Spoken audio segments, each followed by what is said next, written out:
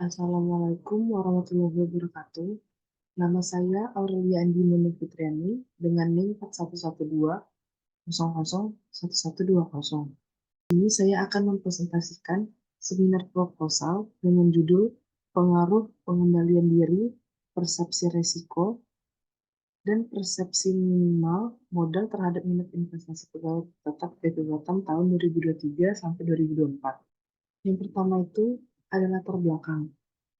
Yang pertama itu pasar modal merupakan penggerak ekonomi, di mana melalui pasar modal, perusahaan dapat memperoleh dana yang dibutuhkan untuk menjalankan kegiatan operasional perusahaannya. Dana yang dibutuhkan dapat diperoleh dengan melakukan transaksi jual beli efek di pasar modal. Yang kedua itu, setiap tahun jumlah investor selalu bertambah. Investasi akhir-akhir ini menjadi topik perbincangan yang menarik dan ramai di kalangan masyarakat. Apalagi di masa setelah pandemi ini, masyarakat punya banyak waktu luang untuk mempelajari lebih lanjut apa itu investasi pada masa pandemi. Hal ini akan menimbulkan rasa ketertarikan bagi masyarakat yang serius berinvestasi. Berdasarkan data demografi Kustodian Sentral Efek Indonesia, jumlah investor pasar modal selalu naik setiap tahunnya. Yang selanjutnya tuh jumlah investor terbesarnya itu adalah pegawai, eh, yaitu sebesar 32,31% dari total investor perorangan di pasar modal. Berdasarkan data yang dikeluarkan oleh Kustodian Sentral Efek Indonesia, fenomena tersebut menjadi ketertarikan penelitian. Bagaimana dengan status pekerjaan sebagai pegawai dapat menjadi jumlah mayoritas dalam pasar modal Indonesia. Tingginya minat pegawai dalam berinvestasi, apakah sejalan dengan kenyataan di lapangan? Selanjutnya, ada rumusan masalah. Rumusan masalah yang pertama, apakah pengendalian diri berpengaruh terhadap minat investasi saham pada pegawai BP Batam? Yang kedua, apakah persepsi resiko berpengaruh terhadap minat investasi saham pada pegawai BP Batam? Yang ketiga, apakah persepsi minimal modal berpengaruh terhadap minat investasi saham pada pegawai BP Batam? Dan yang terakhir, apakah pengendalian diri, persepsi resiko, dan persepsi minimal modal berpengaruh terhadap minat investasi saham pada pegawai dan Batam? Selanjutnya, ada tujuan penelitian. Yang pertama, menguji apakah terdapat pengaruh secara signifikan antara pengendalian diri terhadap minat investasi saham pada pegawai BP Batam tahun 2023 sampai 2024. Yang kedua, menguji apakah terdapat pengaruh secara signifikan antara persepsi risiko terhadap minat investasi saham pada pegawai BP Batam tahun 2023 sampai 2024. Yang ketiga, menguji apakah terdapat pengaruh secara signifikan antara persepsi minimal modal terhadap minat investasi saham pada pegawai BP Batam tahun 2023 sampai 2024. Dan yang terakhir, menguji apakah terdapat pengaruh secara signifikan antara pengendalian diri, persepsi risiko, dan persepsi minimal modal terhadap minat investasi saham pada pegawai BP Batam tahun 2023 sampai 2024. Selanjutnya, manfaat penelitian. Yang pertama itu ada manfaat teoritis untuk memperoleh bukti-bukti data empiris tentang analisis pengaruh pengendalian diri, persepsi risiko, dan persepsi minimal modal terhadap minat investasi saham pada pegawai Batam tahun 2023 sampai 2024 yang akan bermanfaat untuk mengembangkan ilmu pengetahuan. Yang kedua, ada manfaat praktis, yaitu dapat menjadi sebuah bahan informasi dan sebagai referensi tambahan yang berkaitan dengan variabel di dalam penelitian, yaitu pengendalian diri, persepsi risiko, dan persepsi minimal modal terhadap minat investasi saham pada pegawai BP Batam tahun 2023 sampai 2024. Selanjutnya ada batasan masalah. Batasan masalah pada penelitian ini adalah pengaruh pengendalian diri, persepsi risiko, dan persepsi minimal modal terhadap minat investasi saham. Subjek dalam penelitian ini adalah pegawai Batam tahun 2003 sampai 2024 khususnya pada unit Biro Umum sebagai kebaruan dalam penelitian. Selanjutnya ada kajian teori. Yang pertama itu ada minat investasi. Minat investasi adalah perasaan yang memiliki kecenderungan dan keinginan yang tinggi terhadap kegiatan investasi untuk memperoleh keuntungan di masa mendatang. yang memiliki minat berinvestasi, maka kemungkinan besar dia akan melakukan tindakan-tindakan yang dapat mencapai keinginannya untuk berinvestasi. Menurut para ahli, mengklasifikasi minat menjadi 4 jenis. Yang pertama itu ada express interest, adalah minat yang diekspresikan melalui suatu objek aktivitas. Yang kedua, ada manifest interest, adalah minat yang disimpulkan dari keikutsertaan individu pada suatu kegiatan. Yang ketiga, ada test interest, adalah minat yang berasal dari pengetahuan dan keterampilan suatu kegiatan. Dan yang keempat, ada inward interest, adalah minat berasal dari daftar aktivitas dan kegiatan yang sama dengan pernyataan. Beberapa hal yang dapat membentuk minat seseorang. Yang pertama itu ada faktor internal, terdiri dari faktor fisik seperti faktor kesehatan dan kecacatan, dan faktor psikologi seperti kecerdasan, perhatian, bakat, kedewasaan, dan persiapan. Dan yang kedua, ada faktor eksternal, yang timbul dari lingkungan seperti keluarga, perilaku pengasuhan orang tua, hubungan keluarga, situasi keuangan keluarga. Indikator minat investasi, yang pertama itu keinginan untuk mengetahui tentang investasi. Implikasi dalam hal ini adalah keinginan dan semangat untuk membaca artikel bertema investasi dan mengikuti kuliah bertema investasi. Yang kedua, mendedikasikan waktu untuk lebih giat belajar tentang investasi dan menghadiri kursus serta datang ke dalam pelatihan seminar investasi. Yang ketiga, berusaha untuk memulai berinvestasi. Artinya telah memiliki rasa keingintahuan untuk memulai berusaha. Yang ketiga, ada berusaha untuk memulai berinvestasi. Yang kedua, ada pengendalian diri. Pengendalian diri adalah kemampuan individu untuk memandu, mengarahkan, dan mengatur perilakunya dalam menghadapi stimulus, sehingga menghasilkan akibat yang diinginkan dan menghindari akibat yang tidak diinginkan. Selain itu, kontrol diri juga dapat diartikan sebagai suatu aktivitas pengendalian tingkah laku. Individu memiliki pertimbangan-pertimbangan ketika berperilaku. Semakin tinggi kontrol diri seseorang, maka semakin tinggi pengendalian diri individu terhadap tingkah lakunya. Terdapat dua faktor yang mempengaruhi pengendalian diri. Yang pertama itu ada faktor internal. Faktor internal yang ikut andil terhadap pengendalian diri adalah usia. Semakin bertambah usia seseorang, maka semakin baik kemampuan mengontrol diri seseorang itu dari diri individu. Yang kedua itu faktor eksternal. Ini diantaranya adalah lingkungan keluarga. Lingkungan keluarga, terutama orang tua, menentukan bagaimana kemampuan mengontrol diri seseorang.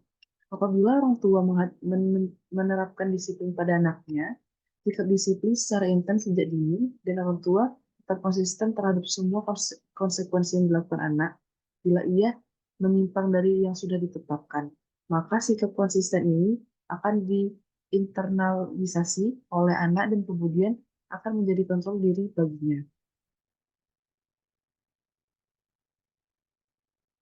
Berdasarkan konsep Averell, terdapat 3 jenis kemampuan mengontrol diri. Yang pertama itu kontrol perilaku atau behavioral control, merupakan kesiapan atau tersedianya suatu respon yang dapat secara langsung mempengaruhi atau memodifikasi suatu keadaan yang tidak menyenangkan. Kemampuan mengontrol perilaku ini diperinci menjadi 2 komponen, yaitu mengatur pelaksanaan dan kemampuan memodifikasi stimulus. Kemampuan mengatur pelaksanaan merupakan kemampuan individu untuk menentukan siapa yang mengendalikan keadaan, dirinya sendiri atau sesuatu yang ada di luar dirinya. Kemampuan mengatur stimulus merupakan kemampuan untuk mengatur bagaimana dan kapan suatu stimulus yang tidak dikehendaki dihadapi. Yang kedua itu ada cognitive control, merupakan kemampuan individu dalam mengelola informasi yang tidak diinginkan dengan cara menginterpretasi, menilai, atau menggabungkan suatu kejadian dalam suatu perangkat kognitif sebagai adaptasi psikologis atau untuk mengurangi tekanan. Aspek ini terdiri dari 2 komponen, yaitu memperoleh informasi dan melakukan penelitian. Dengan informasi yang dimiliki oleh individu mengenai suatu keadaan yang tidak menyenangkan, individu dapat mengantisipasi keadaan tersebut dengan berbagai pertimbangan. Melalui penilaian berarti individu berusaha menilai dan menafsirkan suatu keadaan atau peristiwa dengan cara memperhatikan segi-segi positif secara subjektif. Yang ketiga, ada decision control, merupakan kemampuan seseorang untuk memilih atau suatu tindakan berdasarkan pada sesuatu yang diyakini atau disetujuinya. Kontrol diri dalam menentukan pilihan akan berfungsi baik dengan adanya suatu kesempatan, kebebasan, atau kemungkinan pada diri individu untuk memilih berbagai kemungkinan tindakan. Yang ketiga, ada persepsi risiko, merupakan kondisi yang diperlukan untuk mempertimbangkan risiko dalam kategori penentu keputusan pembelian. Persepsi risiko adalah harapan subjektif seseorang dari kerugian yang terjadi dalam mengejar hasil yang diharapkan, mengarah ke hasil yang tidak terduga dan cenderung hal-hal yang dihindari oleh seseorang maupun investor. Saat berinvestasi, menghitung return dan risiko adalah dua hal yang tidak dapat dipisahkan. Return dan risiko memiliki hubungan yang searah. Semakin besar risiko, maka semakin besar juga return yang akan diterima. Sehingga persepsi risiko adalah peristiwa yang berkaitan dengan ketidakpastian, sehingga bermuncullah pemikiran-pemikiran negatif dalam benak investor. Terdapat indikator untuk menilai persepsi seseorang terhadap risiko. Yang pertama itu ada financial risk, yaitu kerugian yang berhubungan secara finansial yang mungkin dialami sebagai konsekuensi dari pembelian suatu produk. Yang kedua itu ada social risk, yaitu risiko sosial berhubungan dengan kekhawatiran konsumen akan seperti apa pendapat orang atas pembelian suatu produk yang telah dilakukan. Yang ketiga, ada performance risk, yaitu risiko kinerja yang berhubungan dengan kekhawatiran konsumen tentang apakah suatu produk tersebut akan berfungsi sesuai dengan yang diharapkan. Yang keempat, ada time dan convenience risk, yaitu risiko yang berhubungan dengan ketakutan atas kerugian dari kehilangan atau tersia-sianya waktu akibat pembelian suatu produk. Yang kelima ada physical risk, yaitu resiko yang berhubungan dengan kekhawatiran mengenai keamanan produk dan potensi membahayakan diri atau orang lain akibat dari pemakaian suatu produk. Yang terakhir ada psikologi risk, yaitu resiko yang berhubungan dengan kekhawatiran kemungkinan hilangnya citra diri akibat pembelian atau pemakaian suatu produk akibat tidak sesuainya produk yang dengan keperluan konsumen atau dengan bagaimana konsumen mempersepsikan dirinya. Yang terakhir, ada persepsi minimal modal. Modal minimal investasi merupakan salah satu dari faktor yang harus dipertimbangkan seseorang sebelum mengambil keputusan untuk berinvestasi. Modal minimal investasi dijadikan pertimbangan karena di dalamnya terdapat perhitungan estimasi dana untuk investasi. Semakin minimum dana yang dibutuhkan akan semakin tinggi pula minat seseorang untuk berinvestasi. Saat ini banyak perusahaan tercatat di Bursa Efek Indonesia menawarkan saham dengan harga murah, sehingga memungkinkan calon investor dengan modal hanya 100.000 untuk segera memperdagangkan saham. Modal minimal investasi saat ini di Bursa Efek Indonesia selaku pengelola pasar modal di Indonesia telah mengeluarkan peraturan perubahan satuan perdagangan dan faksi harga yang tertera pada surat keputusan. Surat keputusan tersebut merubah satuan perdagangan saham dalam satu lot yang awalnya 500 lembar menjadi 100 dengan harga minimal saham yang diperdagangkan di B adalah 50 perak per lembar. Dengan adanya kebijakan ini, diharapkan membawa perubahan sehingga dapat menarik minat investor di pasar modal. Di sisi lain, syarat yang ditawarkan untuk membuka account di sebuah sekuritas sebagai lembaga resmi yang menjadi perantara antara satu investor dan investor lain memiliki ketentuan masing-masing akan modal minimal yang harus dideposit ketika membuka account. Saat ini, di beberapa sekuritas, dan awal yang harus kita setor hanya sebesar 100.000. Modal yang kita setor ketika membuka akun tidak harus dibelanjakan seluruhnya. Beberapa saat setelah proses pembukaan akun selesai, kita dapat mentransfer kembali sebagian dari modal yang kita setor dan menyisakan sejumlah yang ingin kita investasikan saja. Selanjutnya ada hipotesis penelitian. Hipotesis yang pertama atau H1 adalah pengendalian diri berpengaruh terhadap investasi saham. Yang kedua, H2, persepsi risiko berpengaruh terhadap minat investasi saham. Dan H3, persepsi minimal modal berpengaruh terhadap minat investasi saham.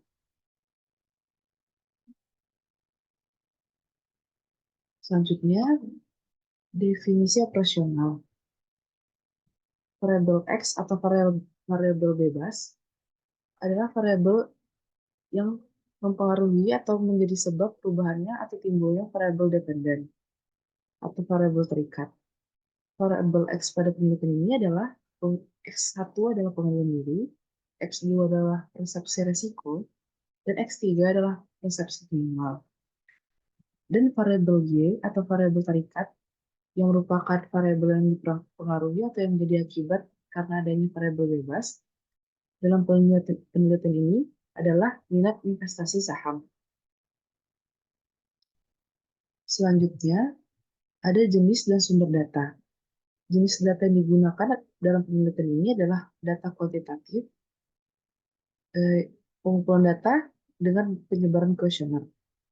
Sumber data ada data primer, yaitu data yang didapatkan atau diperoleh dengan penyebaran kuesioner, dan ada data sekunder, yaitu data yang didapatkan atau diperoleh dengan cara mengumpulkan dari dokumentasi dari jurnal dan penelitian terdahulu mengenai pengaruh pengendalian diri, persepsi risiko, dan persepsi minimal modal terhadap minat investasi saham pada pegawai buatan tahun 2023 sampai 2024.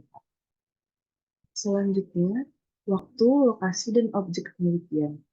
Waktu penelitian. Periode waktu pada penelitian ini adalah tahun 2023 sampai 2024. Lokasi penelitian adalah gedung Pegatang, dan objek penelitian adalah pegawai Pegatang.